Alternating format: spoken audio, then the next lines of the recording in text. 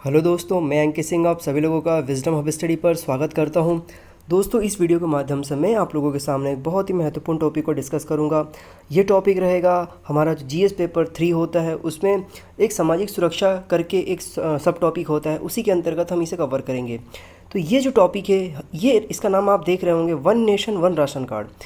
इसकी घोषणा बहुत पहले की जा चुकी थी, लेकिन वर्तमान में इसकी प्रासंगिकता बहुत ज़्यादा हो चुकी है। इसी को लेकर के आप लोगों ने देखा होगा कि 14 मई 2020 को जो वित्त मंत्री है निर्मला सीतारमण जी ने इसके बारे में बहुत कुछ जानकारी दिया। तो इसी को लेकर के हम बात करेंगे, क्योंकि ये जो टॉपिक है ये बहुत हद तक जो हमारा राष्ट्रीय खाद्य सुरक्षा कानून है उसमें जो भी उसकी उपलब्धता है उसको यह सुनिश्चित करता है। तो हम आप स्क्रीन पर एक सवाल देख रहे होंगे, इसमें लिखा है कि one nation one ration card प्रक्रिया क्या है। यह राष्ट्रीय खाद्य सुरक्षा अधिनियम जो 2013 है उसके तहत जो भी अनाज उपलब्ध कराने की जो प्रक्रिया है उसको सुनिश्चित करता है। इसके बारे में आपको बताना है, इसको समझाना है, इसकी व्याख्या करनी है। आपने प्रश्न देख लिया, अब इसको किस प्रकार से आप फ्रेम करेंगे। अगर आंसर राइटिंग में अगर आपसे निबंध के रूप में पूछा जाता है खाद्य सुरक्षा प्रक्रिया उसके बारे में, क्योंकि फूड फॉर ऑल ये एक कानून है, ये एक यूनिवर्सल राइट है, खाना उपलब्ध कराना किसी भी सरकार की जिम्मेदारी है ये। तो उसी के तहत टॉपिक है जिसको हम कवर करेंगे। तो आप इसे विशेष रूप से ध्यान से रखिएगा, ताकि आने वाले समय में जब भी हम इसको टॉपिक को जब तक कवर करते रहेंगे आपको एक एक चीज़ क्लियर हो जाना चाहिए। क्योंकि मान के चलिए ये आपके लिए भी प्रासंगिक है ये टॉपिक, और आपके एग्ज़ाम के लिए भी प्रासंगिक रहेगा। तो देखिए, ये जो टॉपिक का आप एक साइन यहाँ पर साइन देख रहे हैं, लोगो देख रहे हैं, जहाँ पर लिखा हुआ है one nation one ration card. तो इसी के तहत ये प्रोग्राम स्टार्ट किया गया है। तो देखिए, इसका जो संदर्भ है वो संदर्भ को हमें समझना होगा, तभी जाकर के हम कहीं हद तक आएंगे इस चीज़ को समझने की, इसकी जो प्रासंगिकता है उसको हम समझ पाएंगे। देखिए, अभी वर्तमान में क्या है कि कोविड-19 से पूरी दुनिया ग्रस्त परेशान है। आप सड़कों पर देख रहे होंगे किसी न किसी प्रकार से कोई पैदल जा रहा है, किसी न किसी तरीके से अपनी यात्रा तय कर रहा है। तो ये सारी परिस्थितियों के बीच में एक समस्या ये उत्पन्न हुई है कि ये लोग क्यों जा रहे हैं। तो इनके जाने का कारण ये है कि इन लोगों के पास जहाँ पर ये रह रहे थे वहाँ पर पर्याप्त भोजन की उपलब्धता ना होने के कारण उन्हें इस तरीके से सफ़र तय करना पड़ रहा है। तो इसी दरमियान कोविड-19 की वजह से जो मजदूर परेशान थे उनके भोजन संबंधी जो समस्या थी, इसी को लेकर के सुप्रीम कोर्ट ने केंद्र सरकार को एक गाइडलाइन दिया, जिसमें उसने ये कहा कि एक राष्ट्र एक राशन कार्ड योजना अपनाने की जो भी संभावनाएं हैं उस पर केंद्र सरकार विचार करे। इसको लेकर के जो न्यायमूर्ति एन.वी. रमन और न्यायमूर्ति संजय किशन कौल और न्यायमूर्ति बी.आर. गवई की एक पीठ थी, जिन्होंने 11 मई 2020 को एक आदेश दिया था। उसमें कहा था कि हमें केंद्र सरकार को इस समय पर योजना लागू कर देना चाहिए जो ये one nation one ration card है। इसी को देखते हुए जो केंद्र सरकार है उसके जो वित्त मंत्री हैं 14 तारीख को जब इनका प्रेस कॉन्फ्रेंस हुआ तो उन्होंने इसमें जानकारी दिया। तो उसमें जो जानकारी उन्होंने दिया वो मैं आपको बताता हूँ। तो देखिए, उन्होंने क्या दोस्तों जानकारी दिया। तो इसमें उन्होंने ये बोला कि वित्त मंत्री निर्मला सीतारमण जी ने 14 मई 2020 को कुछ न घोषणाएं करी। तो उन्होंने ये बोला कि ये जो भी प्रावधान है, ये जो भी नियम है, ये जो भी योजना है, इस योजना को हम 1 जून 2020 को 23 राज्यों में इसे लागू कर देंगे, उन्होंने ये बताया। इसके तहत उन्होंने ऐसी बहुत सारी जानकारियाँ दी, जिसके तहत यहाँ पर देखा जाए तो पब्लिक डिस्ट्रीब्यूशन सिस्टम जो होता है पीडीएस होता है, उसके तहत जो उचित मूल्य की दुकान होती है जिसे हम फेयर प्राइस शॉप कहते हैं, उसके तहत क्या होगा कि अभी तक जो भी इसमें स्कीम्स हैं उसके तहत यहाँ पे जो भी बेनिफिशरीज होंगे उनको क्या क्या फ़ायदा होगा। तो देखिए, यहाँ पे जो ये पूरा का पूरा सिस्टम होगा, ये एक ऐसे टेक्नोलॉजी से सुनिश्चित किया जाएगा कि यहाँ पर जो भी जानकारी है वो सही से प्राप्त हो सके। देश में अभी तक देखा जाए तो 67 करोड़ बेनिफिशरीज ऐसे हैं जो कि इस सिस्टम का फ़ायदा लेते हैं, इस स्कीम का फ़ायदा लेते हैं। इसमें 23 स्टेट्स आ जाते हैं, और इन 23 स्टेट्स में लगभग 83% पीडीएस ऐसे हैं जो कि ये सारे के सारे पॉपुलेशन को कवर करते हैं। मतलब यहाँ पर आप देखेंगे तो 23 स्टेट्स में 83 जो पीडीएस है, पब्लिक डिस्ट्रीब्यूशन सिस्टम्स जो हैं वो पूरे पॉपुलेशन को कवर करते हैं, 83% पॉपुलेशंस को। और इसके साथ साथ यहाँ पर आप देखेंगे तो इनमें अगस्त 2020 तक लगभग 83% पीडीएस जो है वो one ration card one nation के तहत काम करना शुरू कर देंगे। और इसका जो लक्ष्य रखा गया है वो रखा गया है 2020 मार्च 2020 तक ये पूर्णतः 100% करना इसका लक्ष्य रखा गया है।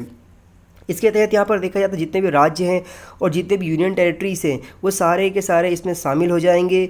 ये सारे के सारे जो सिस्टम्स हैं ये सभी के सभी फुल पोर्टेबिलिटी सिस्टम से लिंक्ड हो जाएंगे।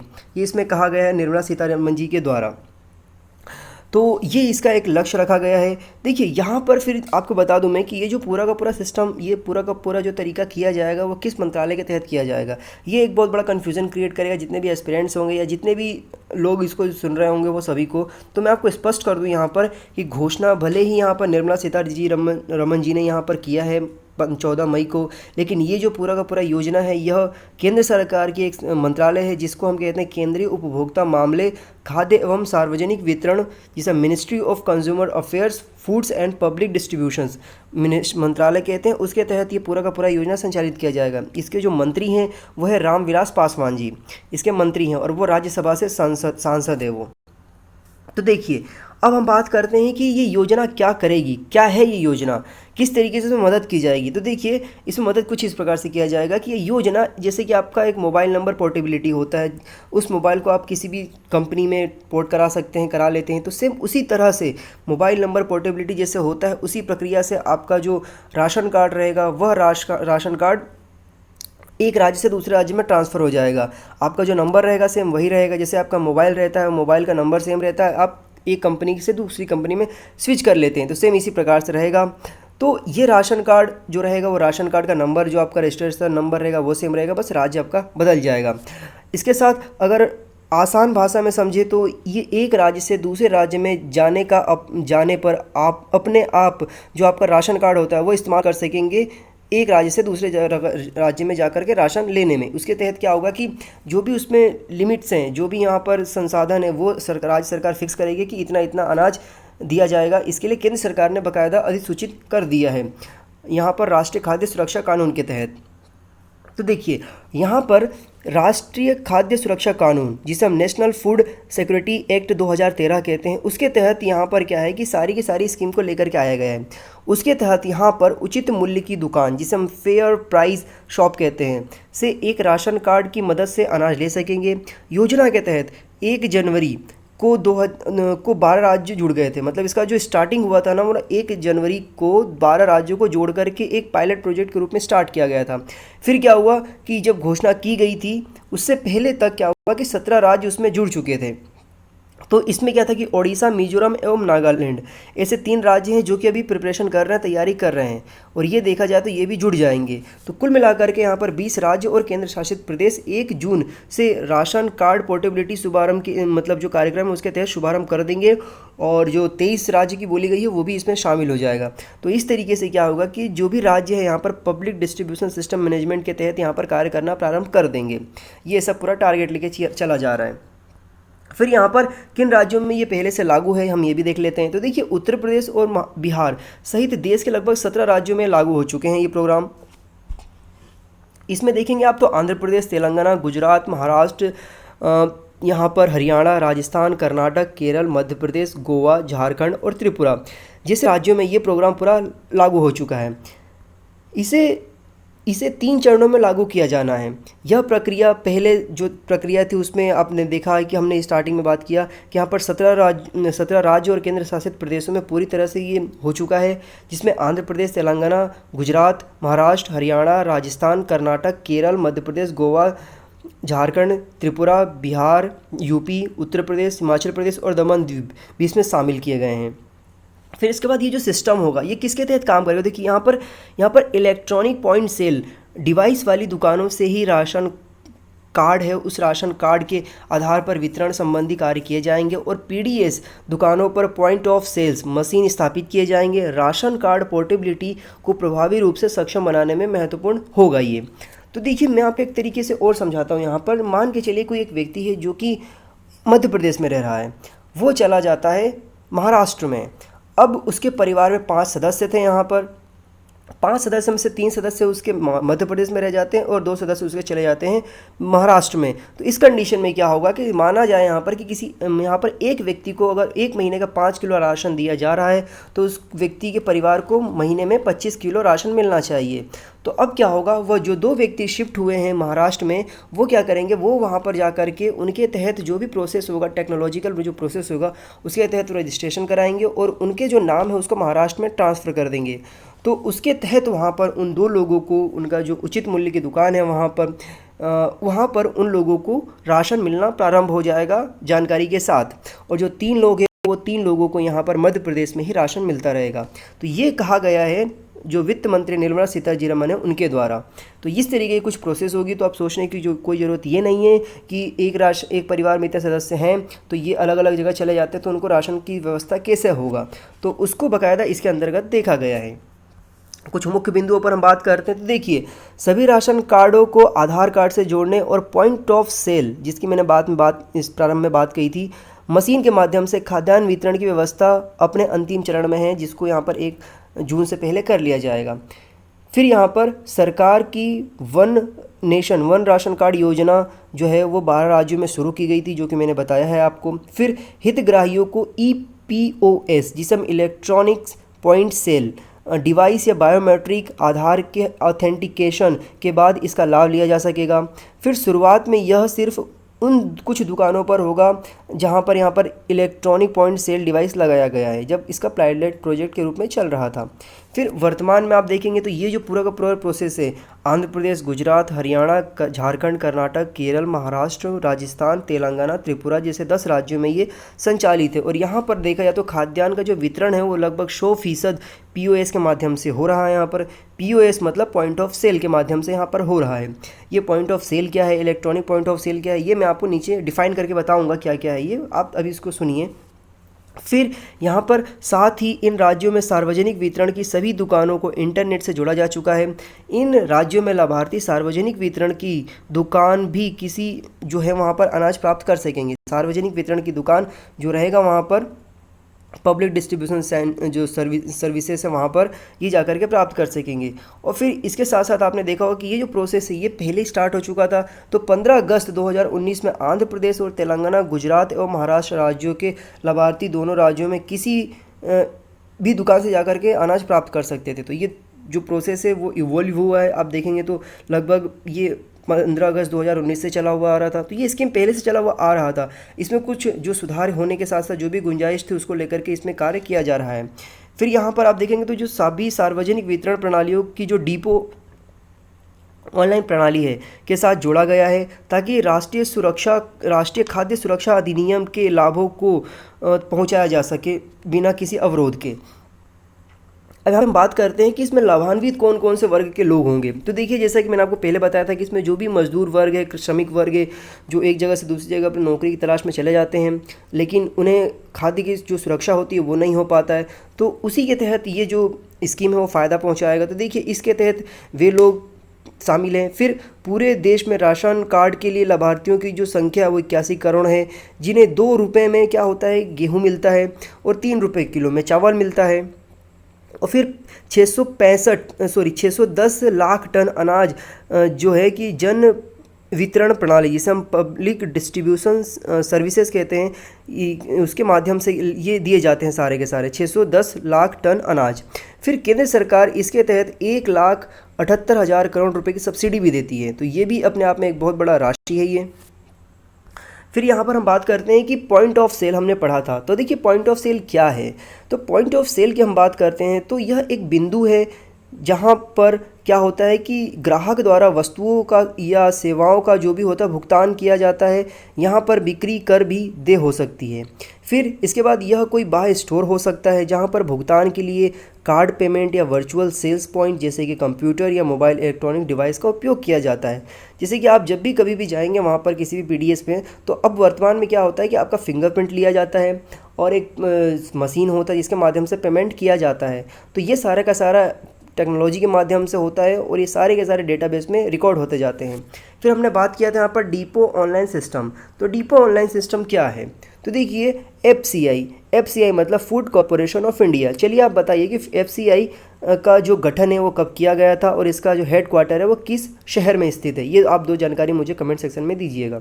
तो एफसीआई के संचालन के प्रबंधन हेतु डिपो गोदाम जिसमें अनाज का भंडारण किया जाता है, तो उसे ही हम यहाँ पर डिपो ऑनलाइन सिस्टम कहते हैं। फिर डिपो ऑनलाइन सिस्टम प्रणाली का उद्देश्य क्या है, तो इसका मुख्य उद्देश्य भारत में खाद्य वितरण आपूर्ति श्रृंखला को परिवर्तन के लिए डिजिटल इंडिया की दृष्टि से संरेखित करना है। मतलब इसका तात्पर्य यहाँ पर यह है कि जितने भी पीडीएस हैं, जिसके बाद जो उनके ऊपर जो डिपो ऑनलाइन सिस्टम्स आते हैं, वहाँ पर जहाँ पे स्टोर किया जाता है, जितने भी अनाज को प्रोक्योरमेंट किया जाता है, उसको किस तरीके से ऑनलाइन किया जाए ताकि जानकारी को प्राप्त करना और जानकारी को एक जगह से दूसरी जगह ट्रांसफ़र करना आसान हो सके बिना किसी इंसान के मूव किए बगैर। तो ये इसका ऑब्जेक्टिव है। फिर यहाँ पर आप देखेंगे तो खाद्य एवं सार्वजनिक वितरण विभाग के अंतर्गत मतलब फूड कॉरपोरेशन ऑफ इंडिया, केंद्रीय भंडारण निगम जिसे central warehousing corporation CWC, राज्य भंडारण निगम state warehousing corporation SWC एवं निजी गोदामों में जो भंडारित किए जा रहे हैं 612 लाख टन खाद्यान्न सालाना 81 करोड़ लाभार्थियों को वितरित किया जाता है। अधिकांश राज्यों में खरीद, भंडारण, वितरण प्रणाली को किसी न किसी रूप से ऑनलाइन कर दिया गया है। फिर यहाँ पर योजना का महत्व क्या होगा, यहाँ पर हम इसको समझ लेते हैं। तो देखिए ये योजना का महत्व ये होगा कि इसके माध्यम से देश के सभी नागरिकों को एक कार्ड से पूरे देश में कहीं पर भी घूमकर जाएंगे तो वहाँ पर वो अनाज प्राप्त कर सकेंगे, जो कि यहाँ पर राष्ट्रीय खाद्य सुरक्षा जो अधिनियम है 2013 के तहत सभी लोगों को अनाज की जो उपलब्धता है वो उसको सुनिश्चित करना सरकार की जिम्मेदारी है, चाहे वो केंद्र सरकार हो या राज्य सरकार हो, उसको यहाँ पर बल मिलेगा। फिर इस योजना के तहत गरीब, मजदूर, ऐसे बहुत सारे लोग हैं जो कि आजीविका की तलाश में एक जगह से दूसरी जगह जाते हैं, उनको ये जो स्कीम है वहाँ पर मदद करेगा जहाँ पर ये रोज़गार प्राप्त करने के लिए जा रहे हैं। फिर इसके साथ साथ अब यहाँ पर कुछ चुनौतियाँ भी आती है, तो उसको किस तरीके से टैकल किया जाएगा, आगे क्या क्या इसमें देखा जा सकता है। तो देखिए खाद्यान्न की खरीदी के समय से लेकर के खाद्यान्न के वितरण तक सूचना प्रौद्योगिकी के इस्तेमाल पर फोकस किया गया है, और तो इसकी पारदर्शिता को बनाए रखने हेतु भ्रष्टाचार पर अंकुश लगाकर पूरी प्रक्रिया को समग्र दक्षता को बढ़ावा देने में मदद मिलेगा। फिर यह आवश्यक है कि एफसीआई और राज्य के बीच ऑनलाइन सूचना का निर्बाधित प्रवास हो और इसके लिए इन्हें समेकित किए जाने की आवश्यकता है, जिससे कि पूरे देश के में खरीद एवं वितरण पर सटीक सूचना उपलब्ध हो। फिर ऐसी सभी गुणात्मक एवं मात्रात्मक सूचना के भंडारण के लिए एक प्रणाली बनाई जानी चाहिए, जिसे अन्न वितरण पोर्टल एवं विशेष रूप से डिज़ाइन किए गए डैशबोर्डों के जरिए एक्सेस किया जा सके। ये एक प्रोसेस किया जाएगा। अब यहाँ पर हम बात करते हैं, हमने एक कानून पढ़ा है राष्ट्रीय सुरक्षा अधिनियम 2013, राष्ट्रीय खाद्य सुरक्षा अधिनियम 2013, मतलब यहाँ पर नेशनल फूड सिक्योरिटी एक्ट 2013। तो ये क्या कहता है, हम इसके बारे में बात करते हैं। तो देखिए राष्ट्रीय खाद्य सुरक्षा अध्यादेश एक ऐतिहासिक पहल है जिसके जरिए जनता को खाद्य और पोषण सुरक्षा सुनिश्चित की जाती है। खाद्य सुरक्षा विधेयक का खास जोर गरीब से गरीब जो वर्ग होता है, उसमें जो व्यक्ति, महिलाएं, बच्चे होते हैं, उनकी ज़रूरतों की पूरा करना है। इसमें जो खाद्य ज़रूरतें होती है उसको परिपूर्ति यहाँ पर करना इसका उद्देश्य है। इस विधेयक में शिकायत निवारण तंत्र की भी व्यवस्था की गई है। अगर कोई सेवक या अधिकृत व्यक्ति उसका अनुपालन नहीं करता है तो उसके खिलाफ शिकायत कर सुनवाई का भी प्रावधान किया गया है। खाद्य सुरक्षा अधिनियम 2013 के तहत गरीबों को 2 रुपये किलो गेहूँ और 3 रुपये किलो चावल देने की व्यवस्था की गई है।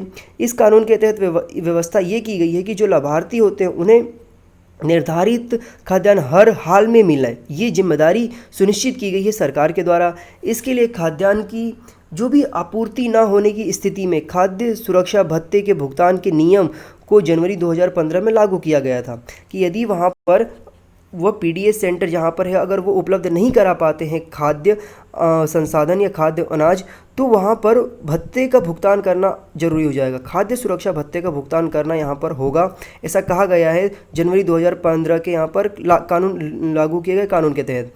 फिर समाज के अति निर्धन वर्ग के हर परिवार को हर महीने अंत्योदय अन्न योजना में जो प्रक्रिया है उसके तहत कानून के तहत सब्सिडी दरों पर यानी 2 रुपये किलो में यहाँ पर गेहूं और 3 रुपये किलो में यहाँ पर चावल देना कंपलसरी हो जाता है। और इसके साथ यहाँ पर मोटा अनाज देने की भी बात कही गई है।